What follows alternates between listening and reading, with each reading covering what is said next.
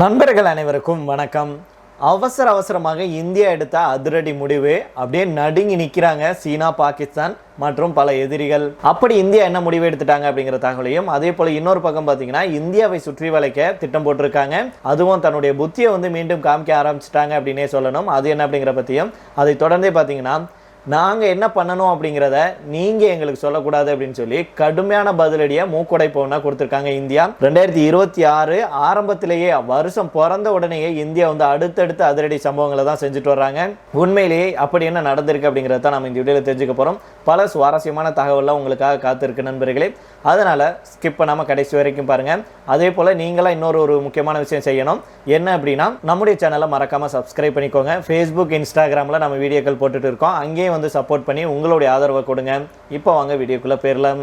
Rafale நிறுவனத்துடைய அதிநவீன ஏவுகணைகளை India அவசரமாக வாங்க முடிவு செஞ்சிருக்காங்க.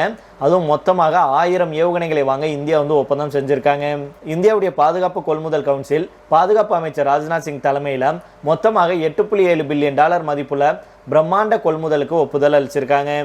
இந்த கொள்முதலில் இடம்பெறும் பல ஆயுதங்களில் இஸ்ரேலிய நிறுவனமான ரஃபேல் அட்வான்ஸ் டிஃபென்ஸ் சிஸ்டம் தயாரித்த ஸ்பைஸ் 1000 வழிகாட்டுதல் கருவிகள் அடங்கும் அப்படின்னு இந்தியா சொல்லியிருக்காங்க. இந்த ஸ்பைஸ் அப்படிங்கிறது துல்லியமான மற்றும் தன்னாட்சி கொண்ட வான் தரை ஆயுத அமைப்புகளுடைய ஒரு குடும்பமாகும். அதாவது வானத்திலிருந்து தரை நோக்கி சென்று தாக்குதல் நடத்தும் ஏவுகணையாகும். இது 100 கிலோமீட்டர் வரம்பை கொண்டதுடன் வெவ்வேறு எடைகளில் 3 வகையான குண்டுகளை கொண்டிருக்கு.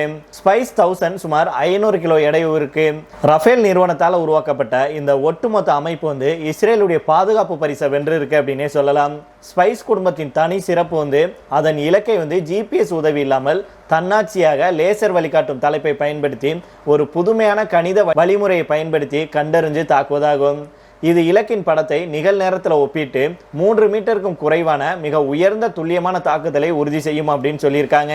கடந்த மே மாதம் பாகிஸ்தானுடனான இந்தியாவின் மோதல் பல்வேறு அமைப்புகள்லையும் குறிப்பாக இஸ்ரேலிடமிருந்தும் ஆயுதங்கள் இந்தியாவுக்கு தேவை அப்படிங்கிறத எடுத்துக்காட்டுச்சு. இது நவம்பர் தொடக்கத்தில் தெளிவாக பிரதிபலித்தது. அப்போது பாதுகாப்பு அமைச்சகத்துடைய இயக்குனர் ஜெனரல் மேஜர் ஜெனரல் ஓய்வு பெற்ற அமீர் பரம் தனது இந்திய பிரதிநிதி ராஜேஷ்குமார் சிங்குடன் பாதுகாப்பு ஒத்துழைப்பை வலுப்படுத்த ஒரு புரிந்துணர்வு ஒப்பந்தத்தில் கையெழுத்திட்டார். ஸ்டாக்ஹோம் சர்வதேச அமைதி ஆய்வு நிறுவனம் வெளியிட்டுள்ள தகவலின்படி இந்தியா இஸ்ரேலிய பாதுகாப்பு துறைகளின் மிகப்பெரிய வாடிக்கையாளராக இருக்கு. 2020 மற்றும் 2024 ஆண்டுகளுக்கு இடையில இஸ்ரேலுடைய மொத்த பாதுகாப்பு ஏற்றுமதியில் சுமார் 34% இந்தியாவுக்கு அனுப்பப்பட்டிருக்கு. கடந்த மாதம் இந்திய பாதுகாப்பு அமைச்சகத்துடைய பிரதிநிதிகள் குழு ரகசியமாக இஸ்ரேலுக்கு வருகை தந்ததாக IDRW இணையதளம் தெரிவிச்சிருக்காங்க. இந்த குழு இஸ்ரேலுடைய ஏரோஸ்பேஸ் இண்டஸ்ட்ரீஸ் நிறுவனத்துடைய ஏர்லோரா பாலிஸ்டிக் ஏவுகணைகளையும் ரஃபேலுடைய ஐஸ் பிரேக்கர் குரூஸ் ஏவுகணைகளையும் இந்தியா கொள்முதல் செய்யவும் சொந்தமாக உற்பத்தி செய்யும் ஒப்பந்தங்களை மேற்கொள்வதை நோக்கமாக கொண்டிருந்தது அப்படிங்கிறது குறிப்பிடத்தக்கது. பாகிஸ்தானுடனான சமீபத்திய சண்டையில ராம்பேஜ் ஏவுகணைகளின் பெரும் வெற்றிக்கு பிறகு ஏர்லோரா ஏவுகணைகளை விரும்புவதாக முந்தைய இந்திய அறிக்கைகள் ஏற்கனவே சுட்டிக்காட்டியிருக்கு. ராம்பேஜ் சுமார் 250 கிலோமீட்டர் வரம்பை கொண்டது. இந்திய விமானப்படை இதை சுகை 30 மற்றும் MiG-29 விமானங்களில் பயன்படுத்துகிறாங்க. அதே போல் ராம்பேஜ் மிகவும் துல்லியமானது அப்படின்னாலும் அதன் வரம்பு 150 250 கிலோமீட்டர்கள் அப்படிங்கிறதுனால சீனாவில் தயாரிக்கப்பட்ட பாகிஸ்தானுடைய வான் பாதுகாப்பு அமைப்புகளுக்கு எதிராக இந்திய போர் விமானங்களுக்கு ஆபத்தை விளைவிக்கும். இதுக்கு நேர்மாறாக ஏர்லோரா சுமார் 400 கிலோமீட்டர் வரம்பை கொண்டிருக்கு. இது போர் விமானங்களுக்கு மேம்பட்ட வான் பாதுகாப்பு அமைப்புகளிலிருந்து தங்களுக்கு ஆபத்தை ஏற்படுத்தாம இலக்குகளை தாக்க அனுமதிக்குது. IAIயின் MLM ஆலையில் உருவாக்கப்பட்ட ஏர்லோரா ஏவுகணை தளங்கள், இராணுவ தளங்கள் மற்றும் வான் பாதுகாப்பு அமைப்புகளை தாக்கும் வகையில் வடிவமைக்கப்பட்டுள்ளது. இந்த ஏவுகணை சுமார் 1600 கிலோ எடை உள்ளது. மீயொலி வேகத்தில் பறக்கும். மேலும் ஜாமிங்கிலிருந்து பாதுகாக்கப்பட்ட செயற்கைக்கோள் வழி செலுத்தலை பயன்படுத்துது.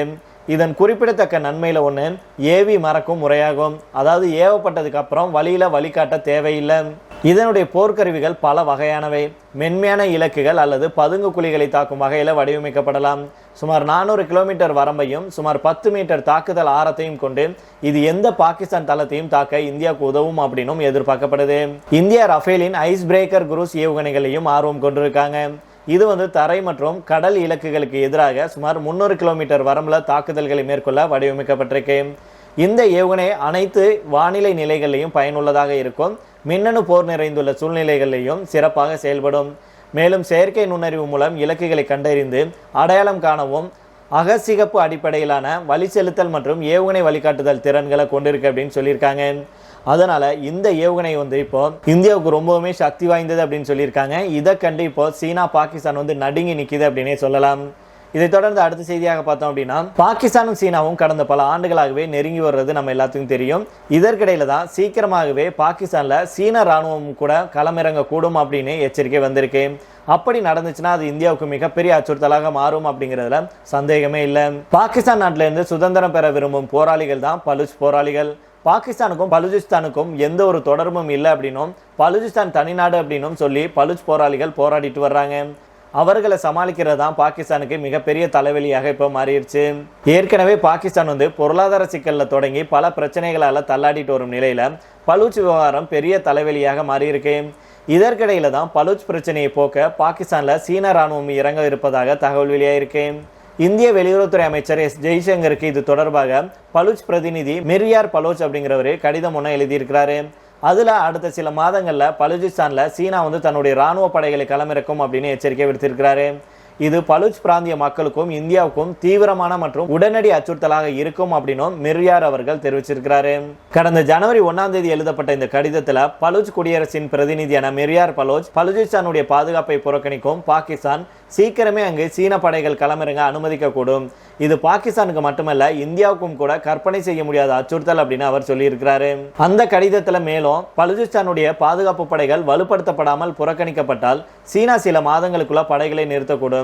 60 மில்லியன் பலுச் மக்களுடைய விருப்பமின்றி பலுச்சிஸ்தான் மண்ணில் சீன படைகள் களமிறக்கப்படும்.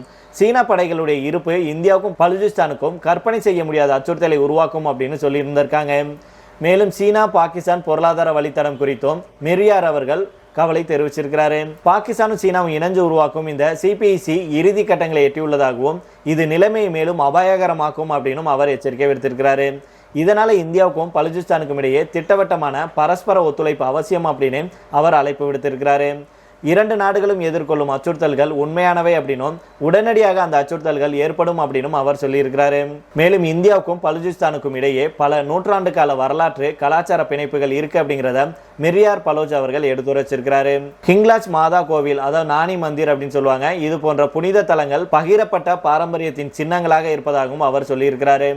இது மட்டும் இல்லாமல் பஹல்காம் தாக்குதலுக்கு எதிராக பாகிஸ்தான் மற்றும் ஆக்கிரமிப்பு காஷ்மீரில் இந்தியா ஆபரேஷன் சிந்தூர் நடத்தினது அனைவருக்கும் தெரியும். அதில் தீவிரவாத முகாம்கள் அளிக்கப்பட்டுச்சு.